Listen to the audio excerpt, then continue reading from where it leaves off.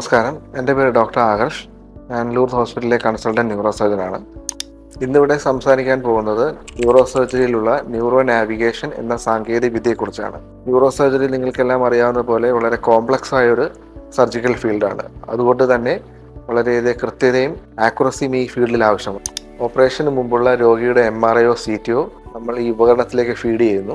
അതിനുശേഷം ഓപ്പറേഷൻ സമയത്ത് ഈ ട്യൂമർ രോഗിയുടെ തലയിൽ എവിടെയാണെന്ന് കൃത്യതയോടുകൂടി ഈ സംവിധാനം കാണിച്ചു തരുന്നതാണ്. അതിൻ്റെ ഫലമായി നമ്മൾ ചെയ്യുന്ന ഓപ്പറേഷൻ്റെ സമയവും കൃത്യതയും വളരെയധികം മാറ്റങ്ങൾ വരുത്താൻ ഈ ഉപകരണം കൊണ്ട് സാധിക്കും.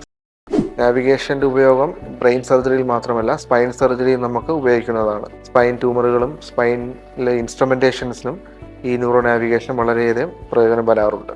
ന്യൂറോ നാവിഗേഷൻ്റെ വരവോടെ മുമ്പ് കാലങ്ങളിൽ നമുക്ക് പ്രയാസമാണെന്ന് തോന്നുന്ന പല ട്യൂമറുകളും ഡിസീസുകളും ബ്രെയിനുള്ളിൽ തന്നെ പോയി വളരെ കൃത്യതയോടുകൂടി സർജറി ചെയ്യാൻ ഈ ഉപകരണം കൊണ്ട് നമുക്കിപ്പോൾ സാധ്യമാണ്.